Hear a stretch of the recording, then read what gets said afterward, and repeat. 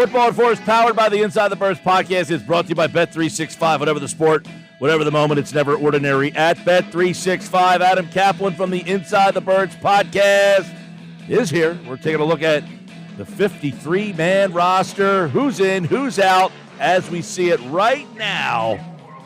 With the Eagles getting ready for the month of May, OTAs are on the way. The battles will begin. We'll dive into it right now with Adam Caplan from the Inside the Birds podcast right here on today's Football at 4. He's in for Andrew. Andrew will be on tomorrow's show. What's going on, Adam?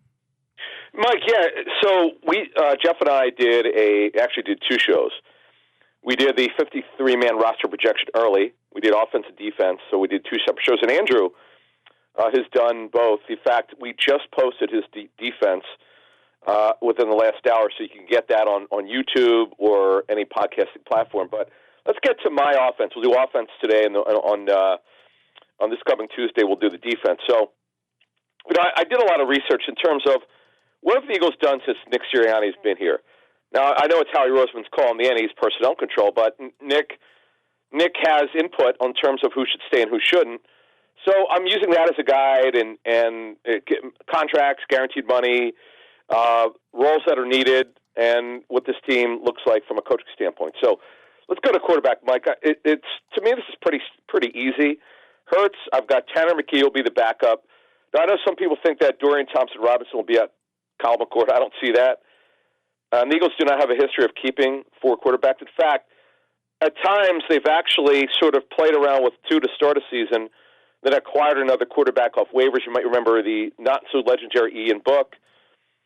They traded for Gardner. They actually had Flacco, and they had Flacco backing up Hurts, and then traded for Gardner Minshew, and then 2 months later traded Flacco.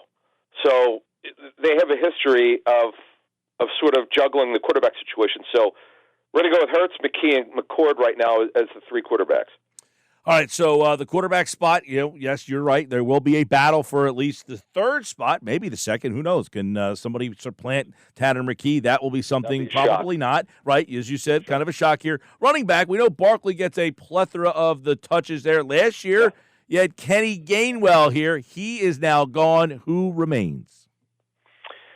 Yeah, Micah, don't forget, he's very important to third down for them. They don't really have anyone who protects well. That's something when we'll be looking to their remaining roster needs. That's certainly one of them. So now I have to explain this one because there are some moving parts here. Barkley, obviously. A.J. Dillon now. Dillon didn't play last season, Mike, as you know. In the regular season, he had the neck issue. He's cleared. He's ready to go. They really need him to be Barkley's backup because, Mike, let's face it, the Eagles are going to be a good team. In the fourth quarter, if they've got a 2+ touchdown lead, you like to pull Barkley and let Dillon salt the game away. And that's why he's there. He's around 240 pounds. So that's 100% why he's here, to help Barkley out, give him a breather. Will Shipley's got good juice, explosiveness, but he needs to get stronger physically. He's got to show that he can protect. And then, okay, will they keep a fourth back? Now, remember, Mike, Avery Williams is a coverage player on special teams. He's a kickoff returner and punt returner. So if they're going to keep four, that's the area where he will go under. I know some people would like them to somehow keep Montreal Johnson, the undrafted rookie, out of Florida. I get that, but guys, there are only so many spots here. You don't need 5 running backs. Avery Williams is a running back by trade. Now, could he line up as a slot receiver? Sure. He's going to be a gadget player. They're going to figure out a way to get the ball in his hands. Sirianni made that very clear at their owners' meetings. When he beamed about this guy, he probably talked more about him than anyone. But that's it. Those are the 4 running backs on my offensive depth chart here. All right, so Barkley, Dillon, Shipley, Avery Williams. And we talked a little bit about Avery on Tuesday, that he will probably be the main punt return guy replacing Cooper DeJean, who did that primarily last year because of the injury. Why is his name? Britton Covey. Yeah, Britton Covey. Yeah, right now. All right. Well, Britton Covey was in the wide receiver room last year. He will not be in that room this year. Who will be the guys in that room? This one will be interesting. Yeah, this is wide open. Boy, Jeff threw a zinger at me. Now, for whatever, I gave him some information, then he changed his mind. But he actually originally had Danny Gray making it. I just, again, it's a numbers problem. Now, I'll say this. After A.J. Brown, Devontae Smith, and Jahad Dotson, it is wide open for the 4th and 5th spots. So right now, I would have it. Terrace Marshall, they gave $25,000 fully guaranteed at signing. That's very little. That's not going to keep him on the roster.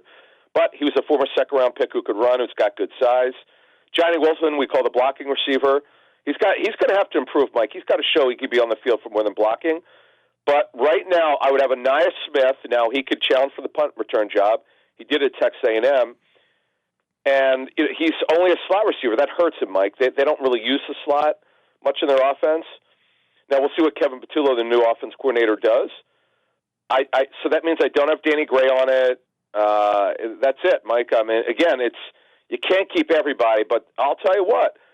Who knows? There could be a surprise at training camp for the fourth and fifth jobs. Could Giles Jackson, who caught the ball really well in their rookie camp. I mean, I don't put a lot of stock in rookie camp because no returning players are allowed to participate. But still, they did sign him as a tryout player. Elijah Cooks has got really good size. And Danny Gray, who could run, who was a third-round pick for the Niners in years past. So there's an opportunity for someone to come out of nowhere to make the roster as a back-end player. Yeah, so no Anais Smith on that roster for you. That's 5. Brown, Smith, Dotson, Terrace Marshall, and Johnny Wilson. No Anais Smith, who was a draft choice last year. Well, we got the news yesterday, Adam, and if you want, you can expand on Goddard returning and how that all came about, and now what that room looks like with Goddard officially back in the fold. Yeah, so as I told our Patreon members the last 2 weeks, I said, look for Goddard to come back on a reduced deal, and he's not getting an extension. Now, he wanted a new deal, other teams told us. Let's put it this way. There were teams out there that would have given an Eagles a far down the road future pick, but getting a contract done with him would have been hard.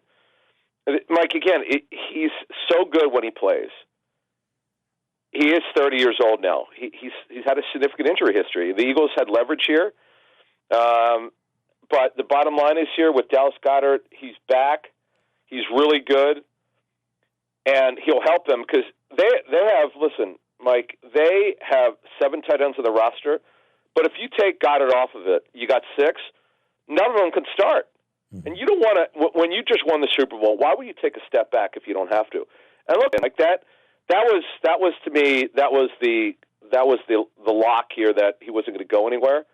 And they didn't make a trade for one. They did sign a bunch of free agents, but again, they didn't add anyone of significance, and Dallas Goedert's back. And then to round it off before we get to the offensive line, as Jeff reminded me, I totally forgot about Ben Van Sumeren transferring to fullback. They don't have plans to play him at linebacker anymore. And how about Jeffrey Lurie? You know, he went on record in Philly radio talking about how they want to reinvent the fullback. That kind of surprised me, Mike, that Jeffrey said some stuff every once in a while that you go, wow, okay. Van Sumeren is very athletic, Mike. Now he's coming off major knee surgery, so we have to see how he looks, but they're going to continue to use the fullback, and boy, did he look good last year when he did it. Yeah, I mean, I know Jeffrey Lurie did say, yes, we want to bring the fullback back. Van Sumeren was here. And then when Van Sumeren got hurt, they brought another fullback in last year. So that kind of rings true that they want that position on the team, right? Oh, yeah, Kerry Blasingame, who blocked for Derrick Henry. And also the other 2 tight ends. I have 3 tight ends. So I have Goddard, Calcaterra, and Harrison Bryant. Harrison Bryant is super underrated. It would not surprise me if he winds up beating out Calcaterra for job. I know it's something we haven't really talked about. Brian blocks better.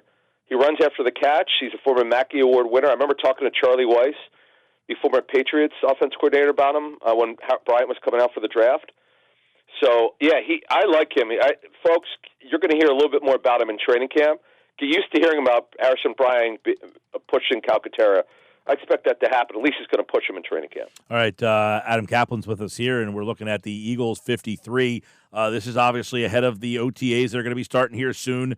The offensive line, we know the 5 start. Well, we know 4 of the starters, we think. There's one opening on that offensive line. We'll see where you think that's going to go. But there's a lot of new names in here. They drafted multiple offensive linemen. So what's the tackle room? Because they did lose their swing tackle.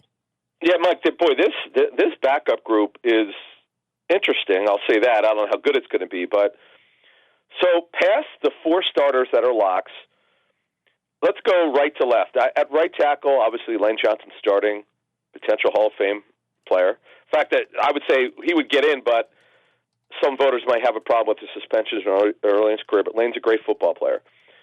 Cameron Williams, he's going to be a right tackle only. He was a 6th-round pick. He's a major project. Right now I have him on the roster. Howie has a history of keeping his draft picks. At right guard, let's face it, Mike, at right guard, this thing with Kenyon Green here,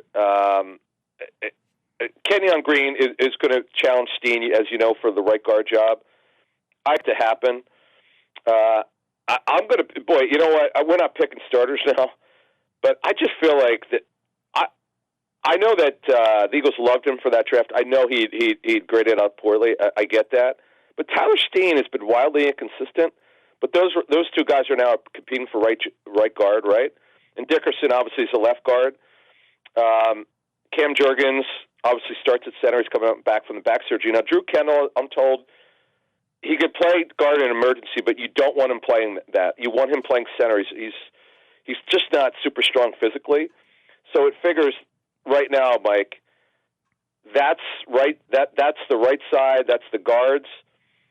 And at left tackle behind Mailata, you got Kendall Lamb, who right now is a swing tackle, and Miles Hinton, who, by the way, can play right or left tackle. And I only have 10 offensive linemen because, again, you can't keep everybody. Now, that might be a surprise to people. How could you not keep Matt Pryor? Well, I get that. He's not making a lot of money, but he's very cuttable. Harry likes keeping his draft picks. And, yes, Pryor has positional versatility. He could play 4 positions. That one's going to come down on the wire here. I mean, can they keep 11 offensive linemen? Yeah, but then you got to tell me who else are they cutting? And that's why right now I have 10 offensive linemen only. You're right, and you have 10 offensive linemen, 5 wide receivers. Is 5 normally the number, or is that at 6? Mike, I only have 5 because I'm going to go a little heavier on defense. We'll go over that on Tuesday because it's much harder, Mike. I could tell you. Because Jeff and I had to put together show formats, and it took me, you keep having like 3 or 4 different projections on defense because you can make the case, as we'll talk about on Tuesday, wow, boy, I think they have to keep 6 edge rushers, not 5. Oh, boy, they're really not good at inside backer. Maybe I'll keep that light. Oh, wow, they might have to keep 4 safeties, maybe even 5. Oh, boy, they could keep 65 defensive tackles here. So it's a lot harder. And when we're doing this in May, we call it, obviously the too early roster projection. We do it because every year it's interesting to look back. Jeff had the all-time call when he did this 2 years ago or 3 years ago when he cut Greedy Williams. And I told him, dude, they signed him to be like the third corner. How are you doing this? Well, he was right. In fact, Greedy Williams he wound up never playing again after the Eagles cut him, which is just incredible. Remember, he was a former second-rounder from the Browns. Remember that. All right, Adam Caplan, we'll get you out of here. I saw today Pro Football Focus had their biggest need for each team. ESPN also did. They had different answers. One said the number 3 wide receiver is still the biggest hole. The other says edge rusher. Would you agree with either of them, or do you have a different answer? I don't agree with either. We're going to do remaining positional needs for the Eagles on both sides of the football next week. But off the top of my head, well, who are they going to sign? Jahan Dotson, they're into him for over $2 million. That's fully guaranteed this season. It's not a lot of money. But again, they're going to be heavy 12 personnel. They're going to be a low volume pass team. How do you make like a lot of us said last season? Oh, they need to improve at third receiver. Okay, they made the trade for Jahan Dotson. Okay, that he came on late. He wound up helping them a little bit. They gave up a little bit, but he helped them. But Mike, they don't throw the third receiver. How do you justify it? Like it doesn't make any sense to me. Edge rusher. Well, I would say this: they have too many of them. But remember, Bryce Huff.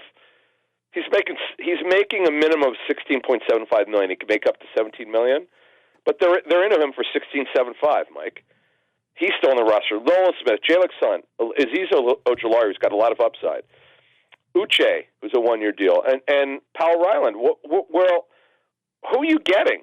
Like, I don't get. I don't think people think this thing through. Now, if you want to tell me if their biggest need on both sides of the football is corner, I'm not going to disagree with you. Honestly, they need an upgrade over Ringo and Adoree Jackson on paper right now. It doesn't look very good. Now, I know in our Patreon chat last night, a lot of the folks thought that shouldn't, like, they could get away with it because if their pass rush is as good as we all think it's going to be, that the left cornerback job won't be a big deal. I get that. Now, you never want to accept that you're not very good at a position, and we'll see how good these guys are. And by the way, we do a live chat every week for 45 minutes to an hour, patreon.com/InsideTheBirds if folks want to join. But that to me, by far, Mike, I don't think it's even debatable. That by far is the biggest challenge on this football team. What's left corner going to look like? I would not feel very confident in it, but the Eagles are willing to roll the dice with it. All right. By the way, the Justice will not go away, and Jadeveon Clowney was released today. The Eagles fans see a big name. They want to go after him, but probably unlikely. He's Adam Caplan from the Inside the Birds podcast, and, of course, you can get that on all podcasting platforms. Thanks, Adam. Thank you. All right, he's back on Tuesday. Andrew's here tomorrow. The Sports Bash Live on 97.3 ESPN.